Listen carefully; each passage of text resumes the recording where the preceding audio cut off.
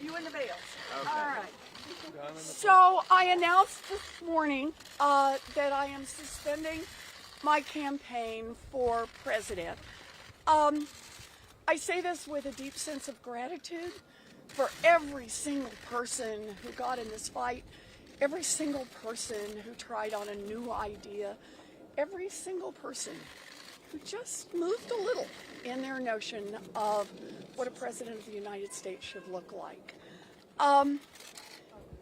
I will not be running for president in 2020, but I guarantee I will stay in the fight for the hardworking folks across this country who've gotten the short end of the stick over and over. That's been the fight of my life, and it will continue to be so. So, anyone have a question? What guidance would you give to your supporters who don't know who to support now? Well, let's take a deep breath and spend a little time on that. We don't have to decide that this minute. And I wonder what your message would be to the women and girls who feel like we're left with two white men to decide between. I know. One of the hardest parts of this is all those baby boys and all those little girls who are going to have to wait 4 more years. That's going to be hard. Senator, why do you think, Senator? Will you be making an endorsement today? We know that you spoke with both Joe Biden and Bernie Sanders yesterday. Not today. Not today. I need some space around this, and want to take a little time to think a little more. I've been spending a lot of time right now on the question of suspending and also making sure that this works as best we can for our staff, for our team, for our volunteers. So Senator, what? I'm sorry? It could be coming, but just not right now. Not right now. Senator, what? I know that your campaign manager, Roger Lau, said on the staff call today that he had no regrets. Do you feel the same way? Oh, I do. I have no regrets at all. This has been the honor of a lifetime. 10 years ago, I was teaching a few blocks from here and talking about what was broken in America and ideas for how to fix it. And pretty much nobody wanted to hear it. And I've had a chance to get out there and talk with millions of people. And, we have ideas now that we talk about that we just weren't talking about even a year ago.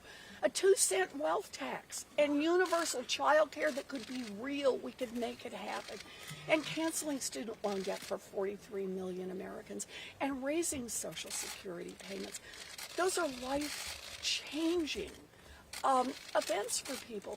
And we can actually do this. So I'm delighted to have been here and honored to have had this chance. I was told at the beginning of this whole undertaking that there are 2 lanes. A progressive lane that Bernie Sanders is the incumbent for and a moderate lane that Joe Biden is the incumbent for. And there's no room for anyone else in this. I thought that wasn't right, but evidently I was wrong. Senator, what do you think? Were able to resonate more with voters and win any states? As I said, I think that I was told when I first got into this, there are 2 lanes. And I thought it was possible that that wasn't the case, that there was more room and more room to run another kind of campaign. But evidently that wasn't the case. Senator, was it especially painful to lose your home state, Massachusetts? No, I am deeply grateful to the people of Massachusetts. Look, back in 2012, they took a chance on someone who had never run for public office before. They ousted a very popular incumbent Republican senator to give me a chance to stand up on a bigger platform and fight for their families, and I am deeply grateful for that. They returned me to the Senate in 2018, and I'm deeply grateful for that. They're the reason I'm in this fight, and they're the reason I am able to stand here today. No. Hi, Annie. Hi, Senator Warren. 2 questions. Sure. I saw you vote 2 days ago for yourself. I did. Could you, 2 things, reflect a little bit about what that was like for you? And then the other question is, could you talk a little bit about the role that gender played in your So, it was, I stood at that voting booth and I looked down and I saw my name on the ballot. And I thought, wow, kiddo, you're not in Oklahoma anymore. That it really was a moment of thinking about how my mother and dad, if they were still here, would feel about this. I had gotten a long email from my nephew and how proud his dad, my brother, is, and how they were all had their plans to vote and had met other people. And it is. It's these long ties. For that moment standing in the booth, I miss my mom and my daddy. Gender in this race, you know, that is the trap question for every woman. If you say, yeah, there was sexism in this race, everyone says, whiner.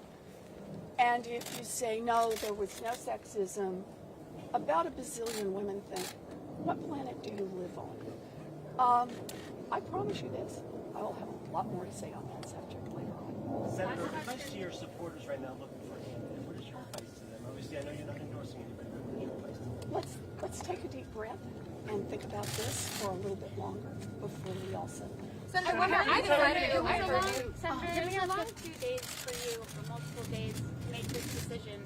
What were you thinking about? What informed? What was the final step? That's the last. You know, a big part of it is to think about all the people who turned their lives upside down to be part of this campaign. All of the staffers who moved and worked long hours, gave up jobs to be here, took leaves from school, to think about what works for them. This isn't just about me. This is a whole lot of people who are a big part of this. And also our volunteers, to try to think through for all those people who already have invested so many hours and so much of their heart in the phone calls and the door knocks and the coming to the office and help clean things up and keep it all going. And thinking about all those pinky promises. You know, I take those pinky promises seriously. So those are the things I needed to think through and how we make all those pieces work at least as best we can for everyone. And one last thing. It's about all the people who are affected by all the issues I've talked about. Whether they got involved in my fight or someone else's fight or even not at all.